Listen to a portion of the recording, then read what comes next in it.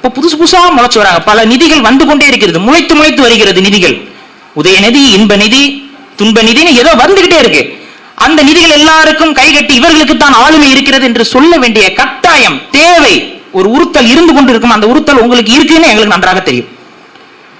அதை விட எந்த சமூகத்தை விடுதலை பெறுவதற்காக நாம் இங்கே அரசியல் பேச வந்தோமோ, எந்த சமூகத்துடைய உரிமை இங்கே நிலைநாட்டப்பட வேண்டும் என்பதற்காக நாம் அரசியல் பேச வந்தோமோ, எந்த சமூகத்தின் பெயர் என்பது எனக்கு இழிவல்ல, அதன் அடையாளம் என்று இரட்டைமலை சீனிவாசன் ஐயா அவர்கள் சொன்னார்களோ, அந்த சமூக பெயரை யாராவது தூக்கி கொண்டு வந்தால் அவர்களுக்கு செருப்பால் அடியுங்கள் என்று ஒரு தலைவர் பேசினாருங்க.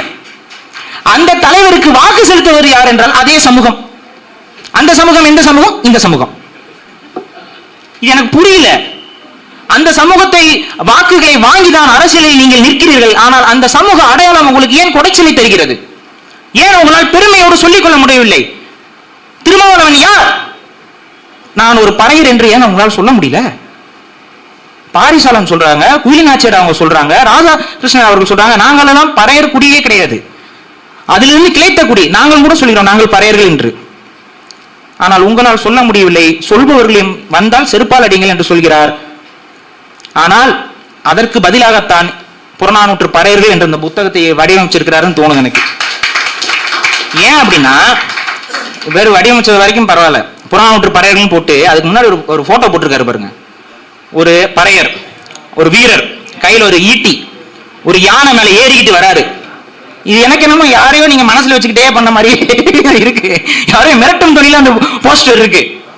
அப்ப இதுதான் புரிதல், நம்மளுடைய இன அடையாளம், நமக்கு பெருமை. ஏன்னா பெருமை இல்லாத ஒரு விஷயத்தை நீங்கள் செய்ய மாட்டீர்கள், அதை போற்ற மாட்டீர்கள், அதை ஒரு அடையாளம்னு சொல்லிக்க மாட்டீங்க. இப்ப என்னோட அடையாளம், நான் கொஞ்சம் ஒரு ஹைட் கம்மியா இருக்கேன், நான் மிக ஹைட் கம்மியாக இருக்கிறேன் அப்படின்னு சொல்ல மாட்டேன். அது ஒரு பெருமைக்குரிய விஷயமாக எனக்கு தெரியாது. ஆனா குடி அப்படி கிடையாது. அந்த குடி பெருமைக்குரிய ஒரு விஷயம், எல்லாருக்குமே அது பெருமைக்குரிய விஷயம். நம் முன்னோர்கள்னாவே அது பெருமைக்குரிய விஷயம் தானே. உங்கள் தாத்தா உங்களுக்கு பெருமைக்குரியவரா இழிவுக்கானவரா? எல்லாருமே பெருமைக்கானவர். ஆனா அதை நீங்க சொல்லக்கூடாது, அதை நீங்க பேசக்கூடாது.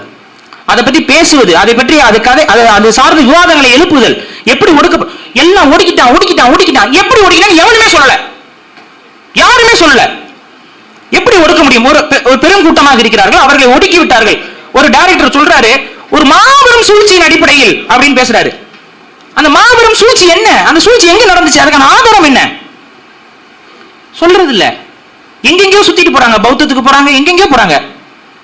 அப்பதான் புரிஞ்சது, இவர்கள் மறைப்பது ஒரு கிட்டத்தட்ட ஒரு 500 ஆண்டு கால வரலாற்றை கஷ்டப்பட்டு மறைக்கிறாங்க. ஏன் அவ்வளவு கஷ்டப்பட்டு மறைக்கணுமா?